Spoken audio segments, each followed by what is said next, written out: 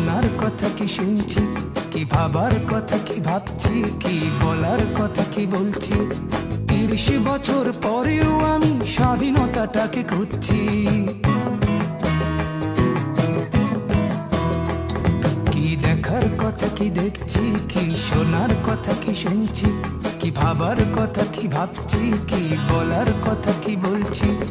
৩০ বছর পরেও আমি স্বাধীনতাটাকে খুঁজছি।